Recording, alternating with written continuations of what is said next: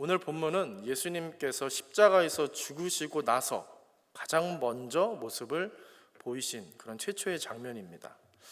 제자라 불릴 만큼 예수님 생전에 사도들과 함께 있었던 어느 두 사람이 예루살렘에서 나와 엠마오로 가고 있었는데 그 길에서 부활하신 예수님이 찾아오셔서 만나는 그런 장면입니다.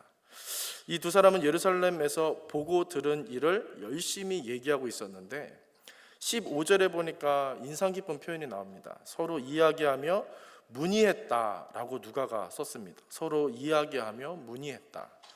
이 문의했다는 말을 헬라 원어로 보니까 함께 조사하다, 토의하다, 변론하다, 좀 이런 뜨거운 의미가 담겨 있는 단어입니다. 그러니까 이 두 제자는 예루살렘에서 겪은 일, 또 보고 들은 일에 대해서 엠마오로 가면서 아주 열띤 토론 혹은 논쟁을 하듯이 이야기를 하고 있었던 겁니다. 이 분위기를 여러분 기억하셨으면 좋겠습니다. 그러니까 예루살렘에서 본인들이 본 일, 들은 일, 그곳에 있었던 그 일이 엄청났던 것입니다. 그때 예수님이 이들에게 다가와서 말을 것이죠. 대체 무슨 일이게 그러냐 그렇게 물으셨습니다. 그러자 17절 보니까 이런 예수님을 향해서 이 두 사람이 어떤 리액션을 하냐면 슬픈 빛을 띠고 머물러 서 있었다, 이렇게 놀란 기색을 예수님한테 내비치는 겁니다. 지금 예루살렘에 엄청난 일이 있었는데 왜 당신만 혼자 그렇게 모르고 있냐라는 반응인 것입니다.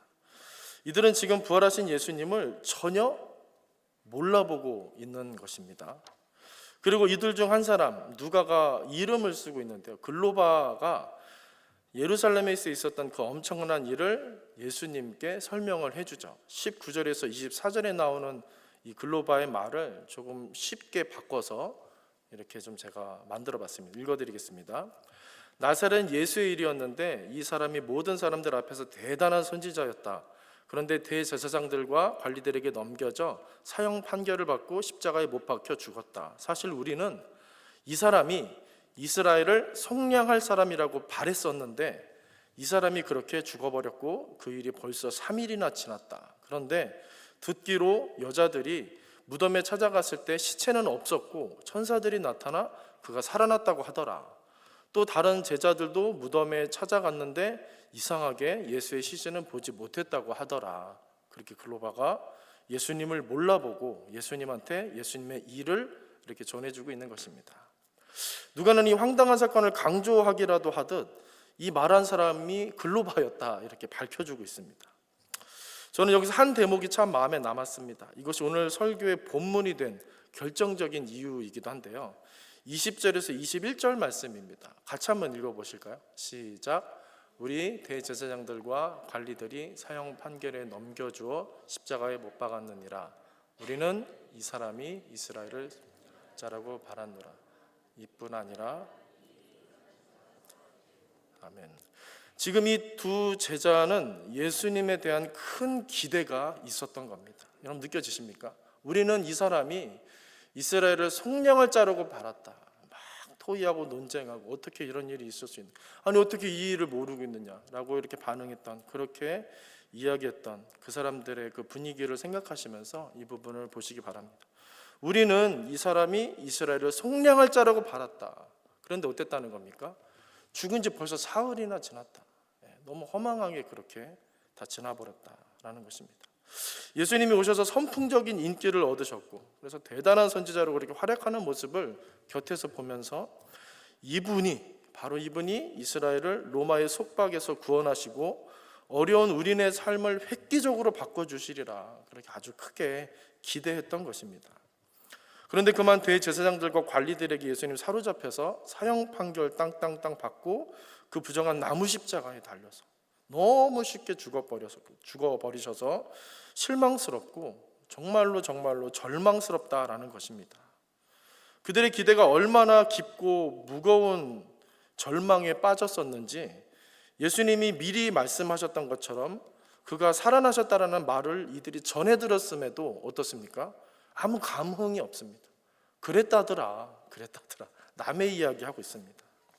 그저 우리 기대와는 다르게 그가 죽어버렸다, 여기에 흠뻑 빠져서 이제 우리도 다 끝났다 하며 논쟁과 낙심의 엠마오 길을 가고 있었던 것입니다. 하지만 예수님은 여전히 그들 곁에 가까이 계셨습니다.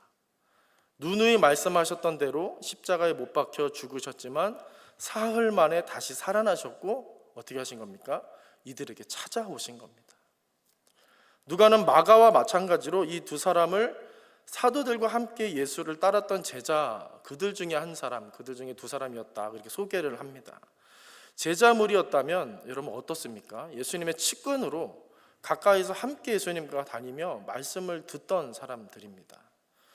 그런데 이들은 부활하신 예수님은 상상도 못했고 찾아오신 예수님을 다시 눈으로 보고 그 말씀하시는 목소리를 다시 들었음에도 전혀 알아차리지를 못했습니다. 그래서 예수님이 어떻게 반응하셨냐면 마지막에 우리가 읽었던 것처럼 25절에서 27절 보시면 이르시되 미련하고 선지자들이 말한 모든 것을 마음에 더디 믿는 자들이요, 이들이 열띤 논쟁과 변론을 깨버리시는 겁니다. 이르시되 미련하고 선지자들이 말한 모든 것을 마음에 더디 믿는 자들이요, 그리스도가 이런 고난을 받고 자기의 영광에 들어가야 할 것이 아니냐 하시고 이에 모세와 모든 선지자의 글로 시작하여 모든 성경에 쓴 바 자기에 관한 것을 자세히 설명하시니라. 아멘. 예수님이 이들을 책망하시고는 어떻게 하시는 겁니까? 하나부터 열까지 다시 다 가르치시는 겁니다. 포기하지 않으시는 신실한 예수님이십니다. 하나부터 열까지 제자들을 다시 가르치십니다. 다시. 그런데 26절에 뭐라고 했냐면은 26절이 참 중요한데요. 그리스도가 이런 고난을 받고 자기 영광에 들어가야 할 것이 아니냐. 그리스도가 이런 고난을 받고 자기 영광에 들어가야 할 것이 아니냐. 이 말씀이 참 중요합니다. 모세와 모든 선지자의 글로 시작해 모든 성경을 예수님이 다시 설명하셨는데 사실 단 한 가지를 강조하시는 겁니다. 단 한 가지를 일깨우시려는 겁니다. 그리스도의 필연적인 고난. 그리스도의 필연적인 고난. 이것을 다시 주입시키시고 다시 인지시키시고 깨닫게 하시고 일깨우시는 겁니다. 그리스도의 필연적인 고난. 이것은 무엇입니까? 완전한 낮아짐입니다. 그분의 낮아지심. 높아지심이 아니라 낮아지심입니다. 이걸 알아야 제자가 된다, 제자라 할 수 있다 하시는 겁니다. 저는 다시 한번 오늘 이 말씀을 읽고 묵상하면서 예수님의 생전 모습을 좀 이렇게 떠올리는 시간을 가졌습니다. 여러분들은 예수님의 삶을 생각할 때, 예수님을 떠올릴 때, 우리가 예수님의 찬양도 오늘도 참 많이 했고요, 자주 하고 많이 하는데, 여러분 그럴 때 예수님을 생각할 때 가장 먼저 떠오르는 모습, 예수님의 모습이나 예수님의 장면이 어떤 것이 있으십니까? 저는 어떤 것이 생각이 났냐면 예수님께서 어린아이들을 막지 않고 막지 말라고 하시면서 제자들에게 어린아이들 내게 오는 어린아이들을 막지 말아라, 그렇게 말씀하시면서 어린아이들을 웰컴하셨던, 그들을 축복하셨던 모습이 가장 먼저 떠올랐습니다. 그리고 이어서 계속해서 예수님의 모습이 어떤 모습이 떠올랐냐면 과부를 만나시고 또 과부의 신실한 이야기로 교훈하셨던 예수님의 모습이 떠올랐습니다. 또 이어서 창녀와 세리를 만나셨던 예수님의 모습이 떠올랐고요. 계속해서 장애가 있거나 심한 병에 든 사람을 만나셨던 예수님의 모습이 계속해서 연달아 떠올랐습니다. 저에게 예수님의 모습은 온통 그런 모습이었습니다. 신학을 공부하고 성경을 연구하고 말씀을 전하는 목회자로서 다시 한번 예수님의 모습을 묵상하고 생각할 때 온통 예수님의 모습은 그런 모습이었습니다. 계속 낮은 곳을 향하셨던 겁니다. 사람들이 천하게 생각하는 곳, 피하고 싶은 곳, 힘들고 피곤한 곳, 손해를 보는 곳, 그렇게 낮은 곳에 예수님이 계속 계셨던 것입니다. 많은 사람들은 예수님이 그렇게 낮은 곳에 계셨다는 사실을 잊은 채 기적을 행하시고 놀라운 말씀을 하신 것만 기억을 했습니다. 아니면 예수님의 마음은, 예수님의 그런 의도는 무시한 채 예수님의 어떤 높아지는 모습, 대단하게 초월적인 어떤 그런 모습만 선호하면서 요구하고 그래 주시기를, 그렇게만 되시기를, 그렇게 해서 이뤄내 주시기를, 무언가를 우리가 원하는 바를 그렇게 기대하고 있었는지도 모릅니다. 그래서 예수님을 높은 곳에 오르실 만한 분으로 이렇게 그려내고 권력과 부와 귀한 자리의 주인으로 예수님을 상상하면서 자기들만의 우상을 만들었는지도 모릅니다. 그래서 예수님이 십자가에서 죽으신 것은 이렇게 따르고 좋아하고 열광했던 사람들의 소망과 행복을 갈기갈기 찢어버리는 일이라고 여기면서 낙심하게 된 것입니다. 그런데 사실 그 소망과 행복은 무엇입니까? 우상이었던 것입니다. 시편 42편 5절에는 이런 말씀이 나옵니다. 유명한 말씀인데요. 시편에 여러 번 반복되는 말씀입니다. 같이 한번 읽어보시겠습니다. 시작. 내 영혼아 네가 어찌하여 낙심하며 어찌하여 내 속에서 불안해하는가. 너는 하나님께 소망을 두라. 그가 나타나 도우심으로 말미암아 내가 여전히 찬송하리로다. 아멘. 당시 시편 기자는 주야로 눈물이 음식이 되었다. 앞으로 올라가서 3절쯤 보시면요, 그렇게 말하는 장면이 나오는데 그 정도로 힘든 상태였습니다.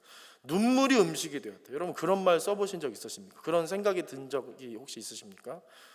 저도 그런 적은 없었던 것 같습니다. 주야로 눈물이 음식이 되는 겁니다. 주야로 눈물이 음식이 될 정도로 힘들다. 그렇게 시편 기자가 말할 정도로 힘든 상태였고요.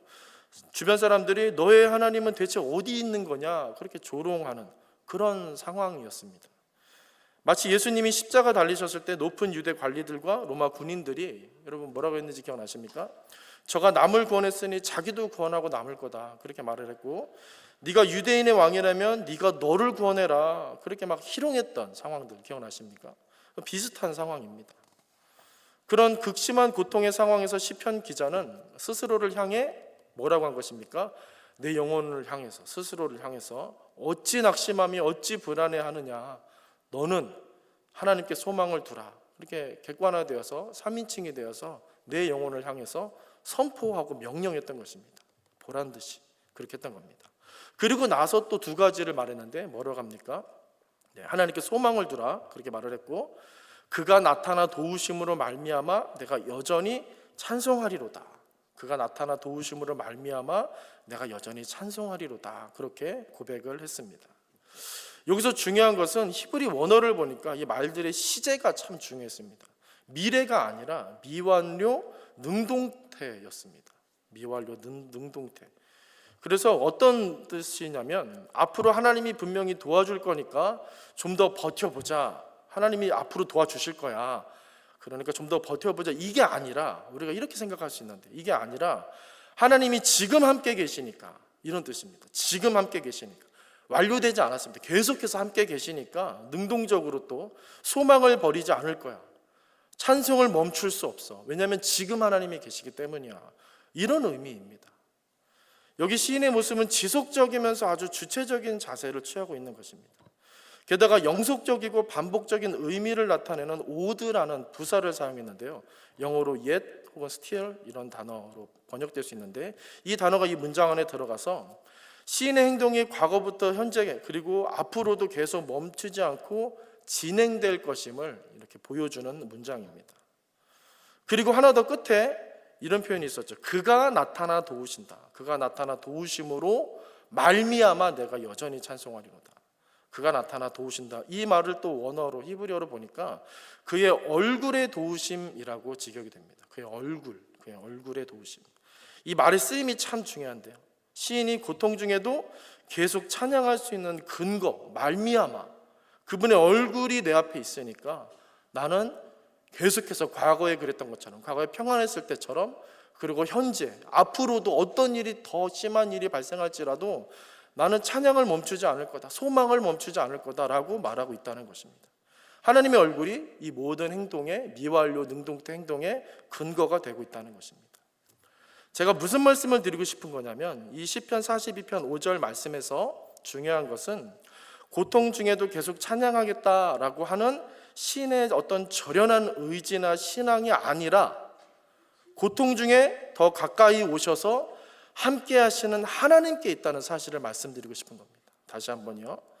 고통 중에도 내가 계속 찬양하겠다라고 하는 신의 어떤 절연한 의지나 신앙에 포커스를 두기보다 고통 중에 더 가까이 오셔서 함께 하시는 하나님, 여기에 이 말씀에 포커스가 있다는 것입니다. 그를 능동태로 미완료로 움직이고 있는 이 근거, 말미암아 이 근거가 바로 변함없이 쳐다보고 계시는 하나님, 가까이 오시는 하나님의 얼굴, 여기에 지금 강조점이 있음을 말씀드리고 싶은 겁니다. 물론 시인의 강력한 의지와 믿음도 대단하죠. 사람들이 다들 대체 네 하나님 어디 계신 거냐 이렇게 비웃을 때 시인은 자기 신앙 굽히지 않고 지켜냈습니다. 정말 대단하고 훌륭합니다. 하지만 이것은 본질이 아니라는 것입니다. 본질은 그가 고통 중에 자신을 향하신 하나님의 얼굴을 느끼고 있고 보고 있다는 사실이 있습니다. 이 말을 좀 더 올바르게 고친다면 고통과 환난으로 낮고 천한 곳에 놓여진 시인을 하나님이 버리거나 외면치 않으시고 그 낮은 곳에 오셔서, 그 천한 곳에 오셔서 여전히 더 강력하게, 더 확연하게, 더 선명하게 함께하고 계시다는 것입니다. 저는 복음서의 예수님을 묵상할 때 그분이 기어코 높은 자리에 오르지 않고 사람들의 인기가 많은 곳을 그토록 피하셨던 이유에 대해서 오랫동안 개인적으로 좀 생각한 적이 있었습니다. 왜 꼭 굳이 그렇게까지 하셔야 될까? 그렇게 매몰차게, 냉정하게, 급하게 높은 곳을 도망치듯, 그렇게 못 볼 걸 보시듯 항상 피하셨을까? 고민해봤지만 어떤 확실한 답을 얻은 적이 없었습니다.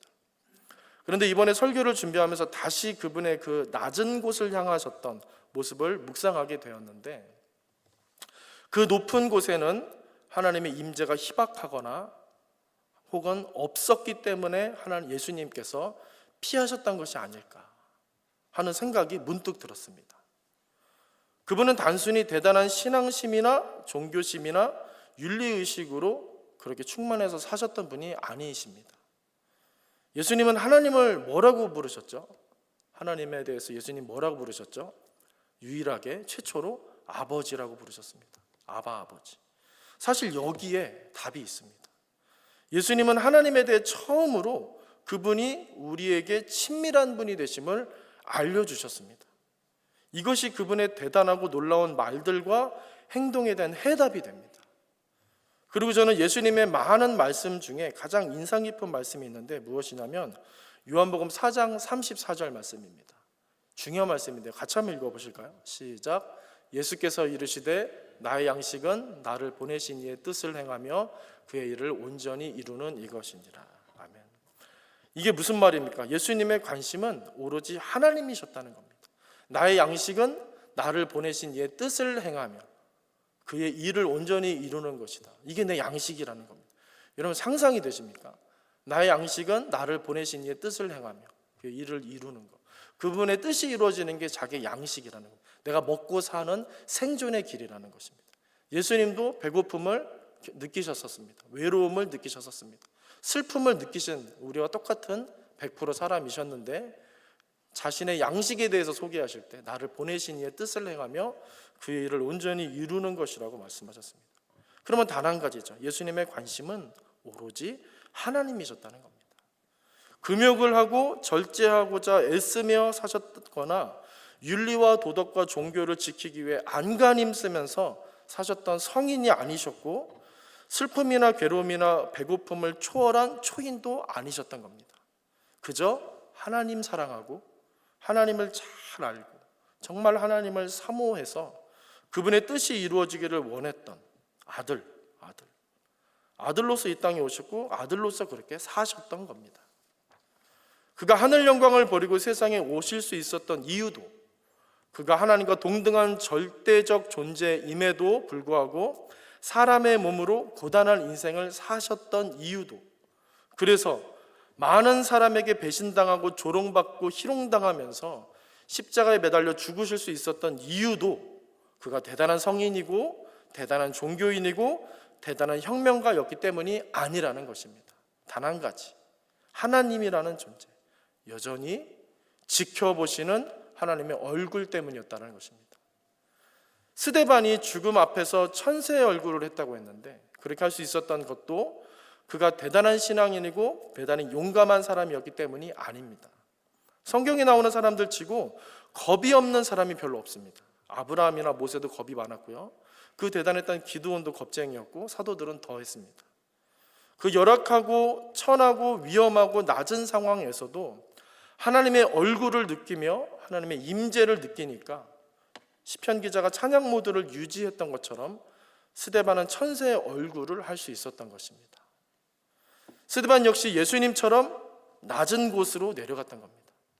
어쩌다 보니 순교한 게 아니라 예수님이 원하시는, 하나님이 원하시는 그 낮은 곳으로 그냥 스데반은 내려간 것입니다. 그곳에 하나님이 가장 가까이 계시기 때문입니다. 그곳에서 하나님의 얼굴을 가장 가까이 대면할 수 있기 때문입니다.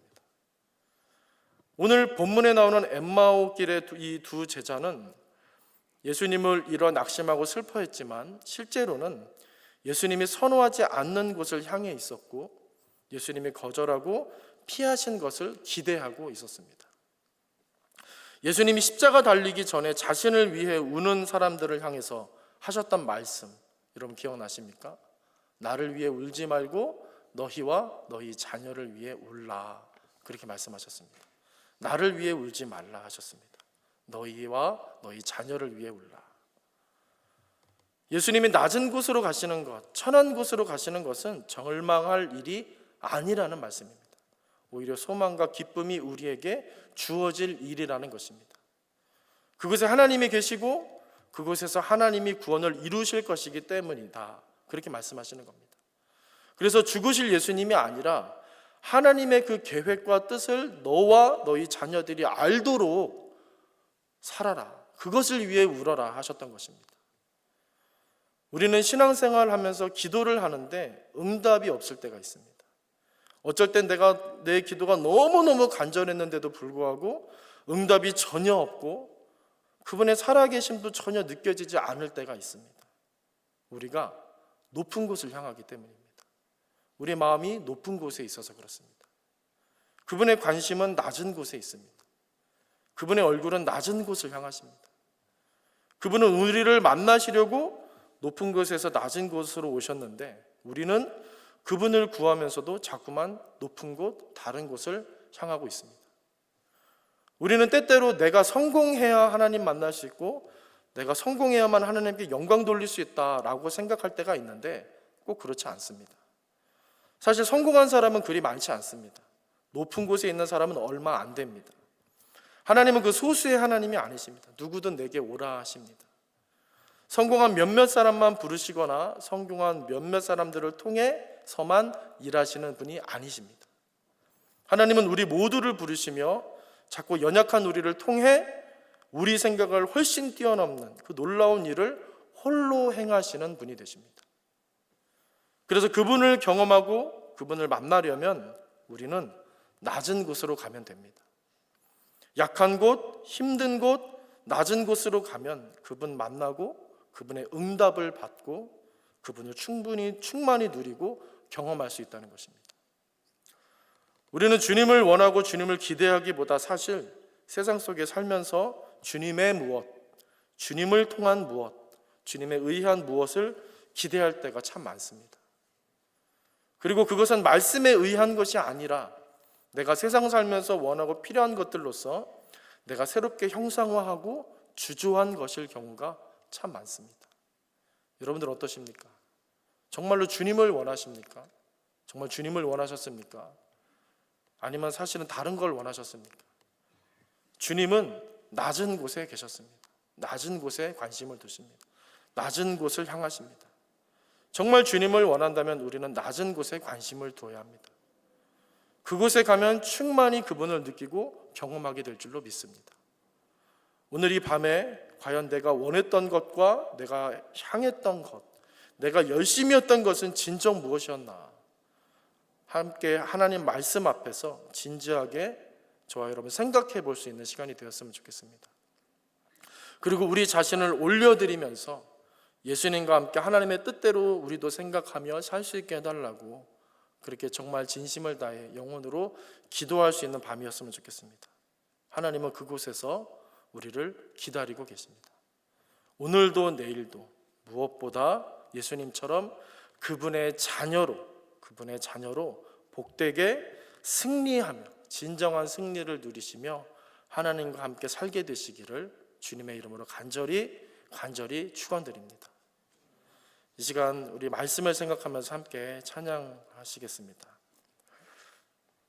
우리 오늘 찬양팀도 그렇게 찬양을 인도하셨고 우리 남성중창단도 그렇게 특송을 하셨는데 우리가 어려운 상황, 폭풍 가운데 있는 상황일지라도 주님 바라보길 원합니다. 내가 대단한 의지력이 있고 대단한 체력이 있고 대단한 신앙 경력이 있고 직분이 있고 신앙심이 있어서가 아니라 하나님의 자녀이기 때문에 하나님이시기 때문에 하나님이 내 앞에 계시기 때문입니다.